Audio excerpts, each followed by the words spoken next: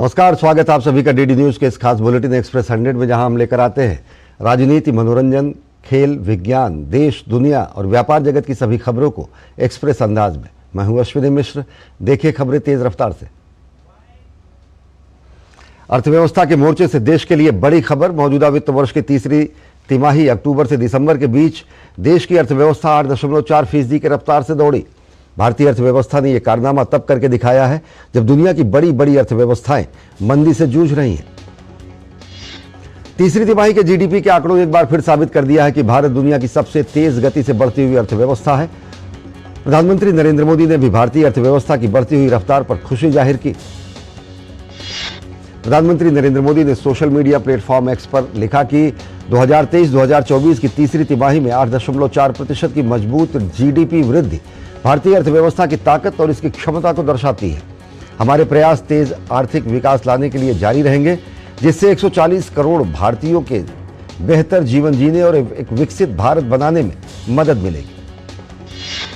सरकार के मुख्य आर्थिक सलाहकार वी अनंत नागेश्वरन ने कहा कि तीसरी तिमाही के जीडीपी के आंकड़े ये बताने के लिए काफी हैं कि भारतीय अर्थव्यवस्था में किए गए रिफॉर्म तेज गति से जमीन पर उतरकर नतीजे दे रहे हैं। मुख्य आर्थिक सलाहकार ने कहा कि जिस तरह से देश में ढांचागत क्षेत्र में निवेश बढ़ा है, एफडीआई में तेजी आई है और इकोनॉमिक रिफॉर्म्स जारी हैं, उससे उम्मीद है कि देश की अर्थव्यवस्था और भी तेजी से आगे बढ़ने की क्षमता रखती है। सांख्यिकी मंत्रालय ने तीसरी तिमाही के आंकड़े के मैन्युफैक्चरिंग क्षेत्र में 11.6% रिकॉर्ड देखी गई और निर्माण क्षेत्र में लगभग दोहरे वृद्धि देखी गई और तेजी के साथ ये बढ़ा है। 9.5% की तेजी इसमें दर्ज की गई। एग्रीकल्चर सेक्टर में ग्रोथ रेट 3.8% दर्ज की गई। 2022-2023 की तीसरी तिमाही के दौरान जीडीपी 40.35 लाख करोड़ रुपए थी, जो कि मौजूदा वित्त वर्ष के समान अवधि में बढ़कर 43.72 लाख करोड़ रुपए हो गई। सांख्यिकी एवं कार्यक्रम कार्यान्वयन मंत्रालय के मुताबिक रियल जीडीपी मौजूदा वित्त वर्ष में 172.90 लाख करोड़ रुपए रहने का अनुमान है, जो 2022-23 में 160.71 लाख करोड़ रुपए रही थी। प्रधानमंत्री नरेंद्र मोदी की अध्यक्षता में केंद्रीय मंत्रिमंडल ने पीएम सूर्य घर मुफ्त बिजली योजना को मंजूरी दी। 75,000 करोड़ रुपए से अधिक के निवेश वाली इस योजना का लक्ष्य हर महीने 300 यूनिट तक मुफ्त बिजली प्रदान कर 1 करोड़ घरों को रोशन करना है। प्रधानमंत्री सूर्य घर मुफ्त बिजली योजना 2 किलोवाट क्षमता वाली प्रणाली के लिए प्रणालीगत लागत पर 60% पर 2 से 3 किलोवाट क्षमता वाली प्रणाली पर अतिरिक्त प्रणालीगत पर 40% के बराबर सब्सिडी प्रदान करेगी। 3 किलोवाट पर सब्सिडी और सीमित रहेगी। मौजूदा मानक कीमतों पर इसका आशय 1 किलोवाट क्षमता प्रणाली के लिए 30,000 रुपए, 2 किलोवाट क्षमता प्रणाली के लिए 60,000 रुपए और 3 किलोवाट या उससे अधिक क्षमता वाली प्रणाली के लिए 78,000 रुपए की सब्सिडी होगी। इस योजना में शामिल होने के लिए परिवार 3 किलोवाट तक के आवासीय आरटीएस प्रणाली में स्थापना हेतु वर्तमान में लगभग 7% के गारंटी मुक्त कम ब्याज वाले ऋण का लाभ उठाने में सक्षम होंगे। ग्रामीण क्षेत्रों में छत पर सौर ऊर्जा अपनाने के अनुकरणीय उदाहरण के रूप में देश के प्रत्येक जिले में एक आदर्श सौर गांव विकसित किया जाएगा। प्रधानमंत्री नरेंद्र मोदी की अध्यक्षता में गुरुवार को कैबिनेट की मीटिंग हुई, जिसमें एक अहम फैसले के तहत देश में सेमीकंडक्टर फैब स्थापित करने का निर्णय लिया गया। पहला वाणिज्यिक सेमीकंडक्टर फैब प्लांट गुजरात के धोलेरा में स्थापित किया जाएगा। केंद्रीय इलेक्ट्रॉनिक सूचना प्रौद्योगिकी मंत्री अश्विनी वैष्णव ने बताया कि कैबिनेट ने सेमीकंडक्टर मैन्युफैक्चरिंग के लिए 3 प्रोजेक्ट के लिए फाइनेंशियल सपोर्ट करने का फैसला किया है। 3 सेमीकंडक्टर इकाइयों में कुल निवेश 1.26 लाख करोड़ रुपए का होने का अनुमान है। इन प्लांट्स में करीब 300 करोड़ चिप बनेगी। तीनों इकाइयों का निर्माण अगले 100 दिन के भीतर शुरू हो जाएगा। ये प्रधानमंत्री नरेंद्र मोदी के आत्मनिर्भर भारत के संकल्प से संबंधित एक बड़ा निर्णय है। केंद्रीय मंत्री अनुराग सिंह ठाकुर ने कहा कि कैबिनेट ने फॉस्फेटिक और पोटाश उर्वरकों पर खरीफ सीजन के लिए पोषक तत्व आधारित सब्सिडी दरों और एनबीएस योजना के तहत 3 नए उर्वरक ग्रेड को शामिल करने को मंजूरी दी है। सरकार इस पर 24,420 करोड़ रुपए सब्सिडी देगी। केंद्रीय मंत्रिमंडल ने बाघों और अन्य ऐसे वन्य जीवों के संरक्षण के लिए एक वैश्विक network international big cat alliance के गठन को मंजूरी दी है। इस संस्था का मुख्यालय भारत में होगा। इंटरनेशनल बिग कैट अलायंस में वन्य जीवों से संबंधित देशों की बहुएजेंसी संस्था के रूप में आईबीसीए की कल्पना की गई। इसके लिए 150 करोड़ रुपए की एक मुश्त बजटीय सहायता को मंजूरी दी गई। कैबिनेट के एक अन्य फैसले में एकीकृत रोग नियंत्रण और महामारी की तैयारी के लिए राष्ट्रीय वन स्वास्थ्य मिशन का नेतृत्व करने के लिए वैज्ञानिक एच स्तर पर राष्ट्रीय वन स्वास्थ्य संस्थान नागपुर के निदेशक के पद के सृजन को भी मंजूरी दी गई। कैबिनेट ने 12 महत्वपूर्ण खनिजों के संबंध में रॉयल्टी की दर तय करने के लिए खान और खनिज अधिनियम 1957 की दूसरी अनुसूची में संशोधन को भी मंजूरी दी है। प्रधानमंत्री ने वीडियो कॉन्फ्रेंसिंग के माध्यम से विकसित भारत विकसित मध्य प्रदेश कार्यक्रम के दौरान प्रदेश की 17,000 करोड़ रुपए से अधिक की विकास परियोजनाओं की आधारशिला रखी और अनेक परियोजनाओं को राष्ट्र को समर्पित किया। प्रधानमंत्री ने कार्यक्रम को संबोधित करते हुए कहा कि डबल इंजन सरकार स्पीड से काम कर रही है और जन जन के कल्याण के लिए प्रतिबद्ध है। प्रधानमंत्री नरेंद्र मोदी ने बताया कि ये परियोजनाएं प्रदेश के लोगों का जीवन आसान बनाएंगी, यहां निवेश और नौकरियों के नए अवसर बनेंगे। प्रधानमंत्री ने सिंचाई योजना पर कांग्रेस को घेरते हुए कहा कि 2014 से पहले 10 वर्षों में देश के करीब 40 लाख हेक्टेयर भूमि को सूक्ष्म सिंचाई के दायरे में लाया गया, लेकिन बीते 10 वर्षों में इसका दोगुना करीब 90 लाख हेक्टेयर खेती को सूक्ष्म खेती से जोड़ा गया है। ये दिखाता है कि भाजपा सरकार यानी गति भी और प्रगति भी। गुरुवार को भारत और मॉरिशस के बीच ऐतिहासिक साझेदारी का गवाह बना हिंद महासागर में स्थित आगा लेगा द्वीप। यहां पर 6 सामुदायिक विकास परियोजनाओं का प्रधानमंत्री नरेंद्र मोदी और मॉरिशस के प्रधानमंत्री प्रविंद जुगनाथ ने वीडियो कॉन्फ्रेंसिंग के माध्यम से संयुक्त रूप से उद्घाटन किया। समुद्री सुरक्षा के लिहाज से अहम मानी जा रही नई हवाई पट्टी और सेंट जेम्स जेट्टी का भी उद्घाटन किया गया। प्रधानमंत्री नरेंद्र मोदी ने मॉरिशस को भारत की सागर नीति के साथ साथ समुद्री सुरक्षा की दृष्टि से अहम साझेदार बताया। भारत ने मॉरिशस में इंफ्रा विकास के लिए बीते 10 साल में $1,000 मिलियन की क्रेडिट लाइन दी है, वहीं $400 मिलियन की सहायता भी दी गई है। प्रधानमंत्री नरेंद्र मोदी ने मॉरिशस के प्रधानमंत्री प्रविंद जुगनाथ के सहयोग और कुशल नेतृत्व की प्रशंसा की। वहीं मॉरिशस के प्रधानमंत्री ने भारत की सराहना की और भारत की चर्चित जन औषधि केंद्र की शुरुआत मॉरिशस में भी करने की बात कही।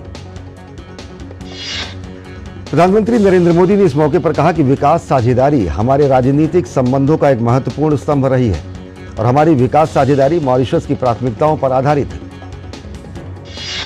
पश्चिम बंगाल के संदेशखाली का आरोपी टीएमसी नेता शेख शाहजहां को बंगाल पुलिस ने बुधवार देर रात नॉर्थ 24 परगना के मीना खान इलाके से गिरफ्तार कर लिया।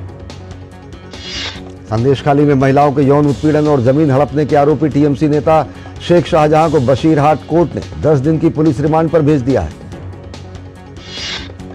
पिछले 2 महीने से संदेशखाली में चल रहे विरोध प्रदर्शन के बावजूद ममता सरकार चुप्पी साधे रही, लेकिन जब कोलकाता हाईकोर्ट ने दखल दिया तब जाकर प्रदेश सरकार हरकत में आई। अपनी किरकिरी होती देख ममता सरकार ने शेख शाहजहां को 6 साल के लिए पार्टी से निलंबित भी कर दिया। बीजेपी ने शेख शाहजहां की गिरफ्तारी नहीं बल्कि 5 स्टार कस्टडी करार दिया है। पश्चिम बंगाल में विधानसभा के नेता प्रतिपक्ष शुवेंदु अधिकारी का कहना है कि जब तक केंद्रीय एजेंसियां उसे हिरासत में नहीं लेंगी तब तक संदेशखाली की पीड़ित जनता को न्याय नहीं मिलेगा। गिरफ्तारी के बाद शेख शाहजहां की बॉडी लैंग्वेज को लेकर भी सवाल उठ रहे हैं। बीजेपी ने ममता सरकार से पूछा है कि अगर उन्हें ईडी से जुड़े मामले में गिरफ्तार किया गया है तो बंगाल सरकार उन्हें ईडी को क्यों नहीं सौंप देती। गिरफ्तारी के तुरंत बाद शेख शाहजहां के वकील जमानत के लिए हाईकोर्ट पहुंचे तो कोर्ट ने उसे गिरफ्तार ही रहने दो ये टिप्पणी की। अगले 10 साल तक यह आदमी आपको बहुत व्यस्त रखेगा, ऐसा कोर्ट ने उसके वकीलों से कहा। कोलकाता हाईकोर्ट ने कहा कि शेख शाहजहां के खिलाफ 42 मामले दर्ज हैं, वो फरार भी था। जो कुछ भी आपको चाहिए आप सोमवार को आइए, हमारे पास उसके लिए कोई सहानुभूति नहीं है। ममता सरकार ने संदेशखाली जांच की कमान सीआईडी को सौंप दी है, लेकिन पश्चिम बंगाल विधानसभा में नेता प्रतिपक्ष शुवेंदु अधिकारी इस केस को सीबीआई को सौंपने की मांग कर रहे हैं। वहीं बीजेपी 10 मार्च को राजबाड़ी में एक जनसभा करने वाली है, जहां मीनाखा और संदेशखाली के हजारों लोग शामिल होंगे। प्रधानमंत्री नरेंद्र मोदी शुक्रवार और शनिवार को पश्चिम बंगाल के दौरे पर रहेंगे। प्रधानमंत्री शनिवार को हुगली के आरामबाग में एक बड़ी जनसभा को संबोधित करेंगे। इसके अलावा प्रधानमंत्री नरेंद्र मोदी 7,200 करोड़ रुपए से अधिक की कई विकास परियोजनाओं का उद्घाटन, लोकार्पण और शिलान्यास करेंगे। इन परियोजनाओं में रेल, बंदरगाह, तेल पाइपलाइन, एलपीजी आपूर्ति, अपशिष्ट जल उपचार जैसे क्षेत्र से संबंधित विकासात्मक परियोजनाएं शामिल हैं। 2 मार्च को प्रधानमंत्री पश्चिम बंगाल के नाडिया जिले के कृष्णानगर पहुंचेंगे, जहां वो बिजली, रेल और सड़क जैसे क्षेत्रों से संबंधित 15,000 करोड़ रुपए से अधिक की विकास परियोजनाओं का उद्घाटन, लोकार्पण और शिलान्यास करेंगे। प्रधानमंत्री नरेंद्र मोदी अपनी झारखंड यात्रा में देश की सबसे पुरानी उर्वरक नगरी सिंदरी में 8,939 करोड़ की लागत से स्थापित नए उर्वरक कारखाने का लोकार्पण करेंगे। सिंदरी देश का सबसे पहला उर्वरक कारखाना 2 मार्च 1951 को सिंदरी में शुरू हुआ था, लेकिन तकनीक पुरानी पड़ जाने और लगातार नुकसान की वजह से यह कारखाना 31 दिसंबर 2002 में घाटे में चलने के कारण बंद कर दिया गया। प्रधानमंत्री ने 25 मई 2018 को इस कारखाने के जीर्णोद्धार की घोषणा की थी। सिंदरी उर्वरक कारखाने में 15 अप्रैल 2023 से व्यावसायिक उत्पादन की शुरुआत हो चुकी है। संयंत्र से रोजाना 2,250 मीट्रिक टन अमोनिया और 3,850 टन यूरिया के उत्पादन का लक्ष्य निर्धारित किया गया है। यहां से उत्पादित होने वाला यूरिया नीम कोटेड होगा। प्रधानमंत्री देवघर से गोड्डा को जोड़ने वाली मोहनपुर हंसडीहा नई रेल लाइन का उद्घाटन भी करेंगे। रेलवे के अनुसार 753.84 करोड़ रुपए की लागत से मोहनपुर हंसडीहा रेल लाइन का निर्माण हुआ है। इसकी लंबाई 38 किलोमीटर 110 मीटर है। इस नई रेल लाइन पर पहली बार चलने वाली देवघर डिब्रूगढ़ ट्रेन को प्रधानमंत्री नरेंद्र मोदी हरी झंडी दिखाएंगे। प्रधानमंत्री नरेंद्र मोदी धनबाद में एक जनसभा को भी संबोधित करेंगे, जिसकी तैयारियां जोरों पर है। आम सभा को लेकर लोगों में खासा उत्साह है। बैनर और पोस्टर से धनबाद शहर मोदीमय हो गया है। झारखंड की इस यात्रा में प्रधानमंत्री नरेंद्र मोदी 15 से अधिक योजनाओं की आधारशिला रखेंगे और अनेक परियोजनाओं को राष्ट्र को समर्पित करेंगे। खासकर सिंदरी शहर एक बार फिर से औद्योगिक शहर के रूप में विकसित हो पाएगा। राज्यसभा चुनाव की वोटिंग के समय हिमाचल प्रदेश में शुरू हुआ सियासी घमासान अभी भी थम नहीं रहा है। हिमाचल प्रदेश में कांग्रेस के 6 बागी विधायकों की सदस्यता विधानसभा अध्यक्ष ने रद्द कर दी है। कांग्रेस सरकार एक और जहां खतरा टलने की बात कर रही है, तो वहीं भाजपा अभी भी कह रही है कि सुक्खू सरकार विश्वास मत खो चुकी है। भाजपा ने अपने विधायकों को शिमला में बने रहने को कहा है। दिल्ली स्थित भाजपा मुख्यालय में बीआरएस नेता और नगर कुर्नूल के सांसद पोथुगंती रामुलु भाजपा में शामिल हो गए। केंद्रीय मंत्री राजीव चंद्रशेखर ने कहा कि 2024 के चुनाव में बीजेपी को दक्षिण भारत मतदाताओं का अभूतपूर्व समर्थन मिलेगा। छत्तीसगढ़ भाजपा के अध्यक्ष किरण सिंह देव ने दावा किया है कि आने वाले लोकसभा चुनाव में छत्तीसगढ़ की सभी 11 लोकसभा सीटें भाजपा जीतेगी। एआईएमआईएम के यूपी की 7 सीटों पर चुनाव लड़ने का एआईएमआईएम ने ऐलान किया है। पार्टी ने आजमगढ़, बदायूं, फिरोजाबाद, संभल, मुरादाबाद, अमरोहा, मेरठ जैसी मुस्लिम बहुल सीटों पर चुनाव लड़ने का ऐलान किया है। आगामी लोकसभा चुनाव की तैयारियों को लेकर केंद्रीय चुनाव आयोग अपने 3 दिवसीय दौरे पर लखनऊ पहुंचा। और अब आइए आपको सीधे लिए चलते हैं भाजपा मुख्यालय, जहां पर प्रधानमंत्री नरेंद्र मोदी भाजपा के केंद्रीय चुनाव समिति की बैठक में हिस्सा लेने के लिए पहुंच चुके हैं। प्रधानमंत्री नरेंद्र मोदी पहुंच चुके हैं भाजपा मुख्यालय पंडित दीनदयाल उपाध्याय मार्ग पर स्थित भाजपा मुख्यालय में केंद्रीय चुनाव समिति की बैठक में प्रधानमंत्री नरेंद्र मोदी पहुंचे हैं। और यहां पर 2024 लोकसभा चुनाव के मद्देनजर प्रत्याशियों के नामों की घोषणा की उम्मीद की जा रही है। प्रधानमंत्री नरेंद्र मोदी भाजपा मुख्यालय पहुंच चुके हैं। वहां पर उपस्थित नेताओं ने अभिवादन किया है। प्रधानमंत्री ने हाथ जोड़कर उनके अभिवादन का प्रत्युत्तर दिया है। सीधी तस्वीरें भाजपा मुख्यालय से, जहां प्रधानमंत्री नरेंद्र मोदी भाजपा की केंद्रीय चुनाव समिति की बैठक में पहुंच चुके हैं। उम्मीद की जा रही है कि भाजपा के अनेक सीटों पर प्रत्याशियों की घोषणा की जा सकती है। भाजपा अध्यक्ष जेपी नड्डा ने पुष्प देकर प्रधानमंत्री नरेंद्र मोदी का स्वागत किया है। और प्रधानमंत्री नरेंद्र मोदी पहुंच चुके हैं भाजपा मुख्यालय पंडित दीनदयाल उपाध्याय मार्ग पर स्थित। हमारे संवाददाता शैलेंद्र मिश्र हमारे साथ जुड़े हुए हैं। शैलेंद्र, उम्मीद ये की जा रही है कि केंद्रीय चुनाव समिति की बैठक के बाद बहुत सारी सीटों पर प्रत्याशियों के नामों की घोषणा की जा सकती है। बहुत अनेक राज्यों के मुख्यमंत्री वहां पर मौजूद हैं, वरिष्ठ केंद्रीय मंत्री वहां पर मौजूद हैं, राज्यों के जो प्रभारी मौजूद हैं। क्या कुछ हलचल है वहां पर और क्या कुछ उम्मीद है कि कब तक इस बारे में आधिकारिक रूप से कोई जानकारी मिल पाएगी? शैलेंद्र, देखिए, आपने काफी कुछ बताया भी है। प्रधानमंत्री नरेंद्र मोदी अब से थोड़ी देर पहले बीजेपी मुख्यालय पहुंचे हैं। बीजेपी के राष्ट्रीय अध्यक्ष जेपी नड्डा ने उनका स्वागत किया जो उम्मीद जताई जा रही है कि बीजेपी पहली सूची को अंतिम रूप आज दे देगी और 100 से अधिक नामों पर मंथन होगा। चूंकि कई राज्यों की बीजेपी की प्रदेश चुनाव समिति ने नामों की अनुशंसा की है। उत्तर प्रदेश हो, उत्तराखंड हो, दिल्ली हो, मध्य प्रदेश हो, राजस्थान हो, इसके साथ ही साथ उत्तर पूर्व के जो अहम राज्य हैं, माना जा रहा है कि जो बड़े नेता हैं बीजेपी के, जो केंद्रीय मंत्री हैं, उनमें से कई नामों का ऐलान पहली सूची में किया जाएगा और इसके साथ ही साथ जो संसदीय बोर्ड के प्रमुख नेता हैं, उनकी भी जो सीट है उसका ऐलान जो लोकसभा चुनाव लड़ने जा रहे हैं वो पहली सूची में किया जाएगा। संभवतः कल या फिर कल के बाद जल्द ही ये पहली सूची जारी की जाएगी, जिसमें जो कई केंद्रीय मंत्री हैं जिनको राज्यसभा की जगह पर अब ये कहा गया है कि वो लोकसभा सीट से चुनाव लड़े, यानी लोकसभा में बीजेपी के उम्मीदवार के तौर पर वो नजर आएंगे। उसमें तमाम चर्चित चेहरे हैं, वो हम देखेंगे कि लोकसभा चुनाव लड़ते नजर आएंगे, चाहे वो केंद्रीय मंत्री धर्मेंद्र प्रधान हो या फिर हम जानते हैं कि तमाम वो नेता जो पिछली बार देखे तो बहुत एक तरह से उनकी सीट पर जो प्रदर्शन है वो काफी शानदार रहा था, उनको फिर से उनकी सीट पर चुनाव मैदान में उतारा जा सकता है। उसमें तमाम दिग्गज नेता शामिल है। केंद्रीय मंत्री स्मृति ईरानी जिन्होंने अमेठी से राहुल गांधी को चुनाव हराया था, वो अमेठी सीट से फिर से बीजेपी ने चुनाव लड़ाएगी, स्पष्ट तौर पर इसके संकेत हैं और उनके नाम का जो है ऐलान पहली सूची में किया जा सकता है। इस तरह से तमाम बड़े नाम जो आप देखें, एक बहुत महत्वपूर्ण सीट है पुरी, जहां से संबित पात्रा बीजेपी के राष्ट्रीय प्रवक्ता, उन्होंने चुनाव लड़ा था, बहुत क्लोज मार्जिन से वो सीट जीत नहीं पाए थे, उनके नाम को फिर से पहली सूची में स्थान दिया जा सकता है। तो दरअसल जो हमें संकेत मिल रहे हैं कि जो कुछ कमजोर सीटें हैं उनके साथ साथ बड़े नामों का ऐलान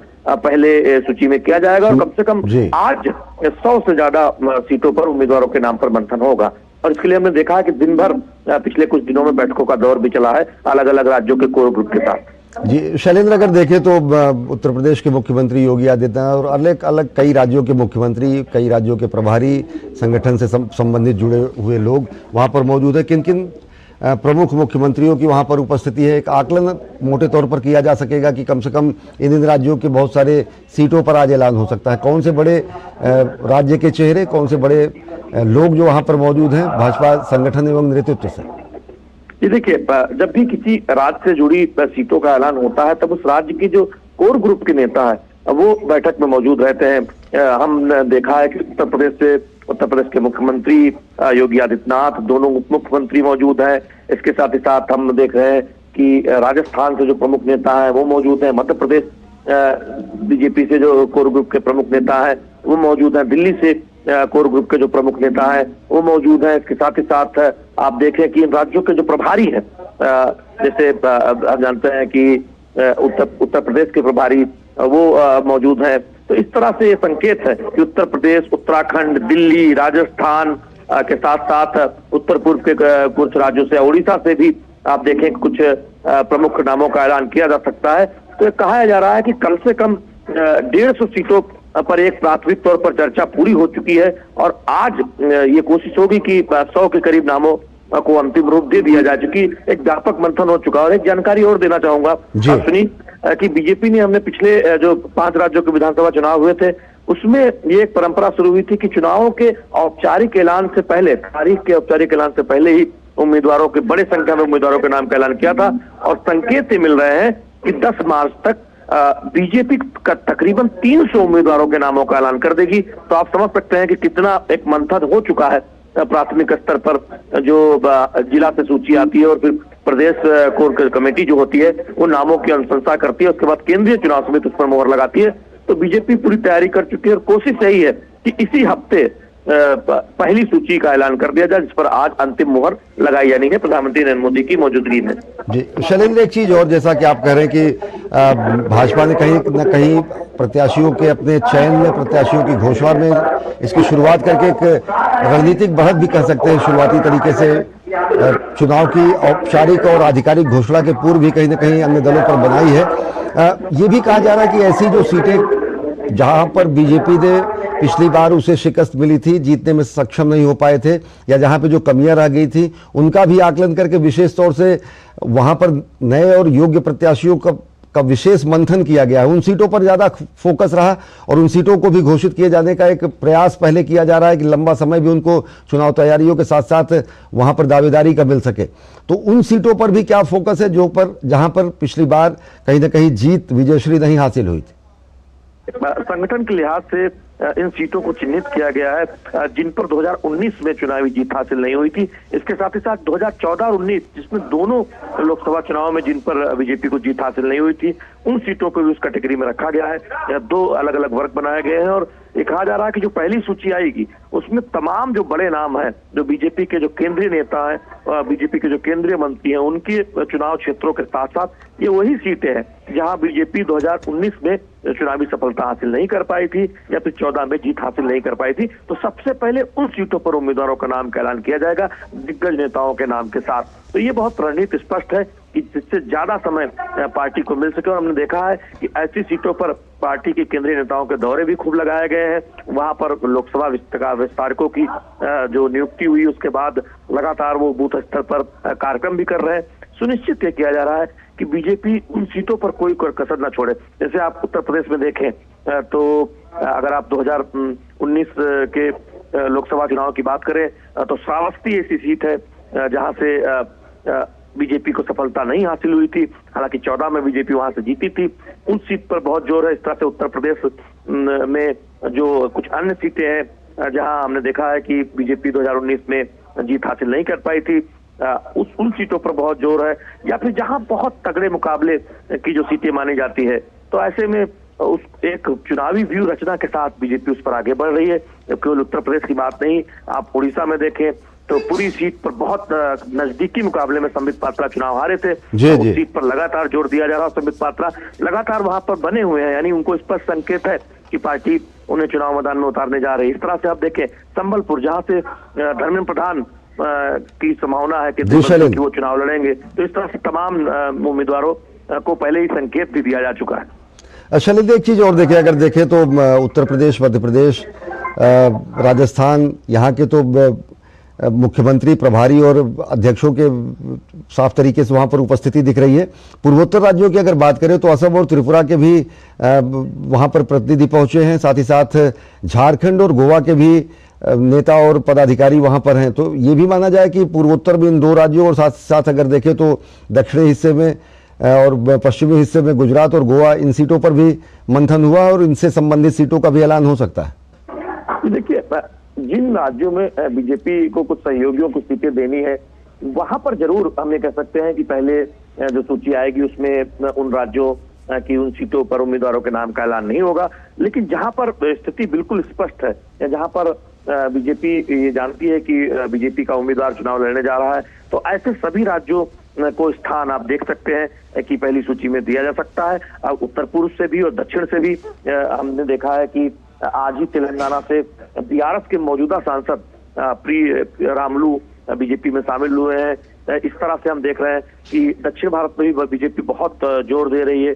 तो जो पहली सूची आएगी उसमें हम दक्षिण भारत से भी कुछ नाम देख सकते हैं। लेकिन ये कहा जा रहा है कि ज्यादा फोकस पहली सूची में खासतौर पर उत्तर प्रदेश, उत्तराखंड, दिल्ली, राजस्थान और मध्य प्रदेश जैसे राज्यों पर है। यानी आप जो पहली सूची देखेंगे संभवतः 100 नामों से ज्यादा, उसमें इन राज्यों पर ज्यादा उम्मीदवारों के नाम का ऐलान हो सकता है। इसके साथ ओडिशा जैसा कि हमने जिक्र किया, इसके साथ कुछ अन्य राज्यों में भी आप देखेंगे कि उम्मीदवारों के नाम का ऐलान होगा। लेकिन जिन राज्यों में भी सहयोगियों के साथ औपचारिक तौर पर सीटों का बंटवारा नहीं हुआ है, एक सहमति जरूर बनी है लेकिन उसका कोई ऐलान अभी नहीं हुआ है, उन राज्यों में हम देखेंगे कि पहले सूची में उन राज्यों में हो सकता है कि उम्मीदवारों के नाम का ऐलान न किया जाए या फिर किसी एक आध उम्मीदवार के नाम का ऐलान किया जाए। जी शैलेंद्र, एक चीज और दर्शकों को जानना बेहद जरूरी है, वो उनकी अभिरुचि भी होती है कि बीजेपी ने जो टारगेट सेट किया है कि कम से कम 370 सीटें अकेले भाजपा और 400 के पार एनडीए के गठबंधन के पूरी की पूरी सरकार, किस रूप में देखते हैं कि अभी वर्तमान राजनीतिक परिदृश्य में देखते हुए, चाहे वो प्रचार हो, चाहे वो प्रचार को धार देने की बात हो, भले ही औपचारिक आधिकारिक रूप से चुनाव की घोषणा नहीं हुई है और प्रत्याशियों के चयन से लेकर उनकी घोषणा की बात, कहीं ना कहीं विपक्षी दलों में जहां असमंजस और फूट जैसी स्थिति दिखती है, वहां कहीं ना कहीं भाजपा उसमें बढ़त लेती हुई दिखती है।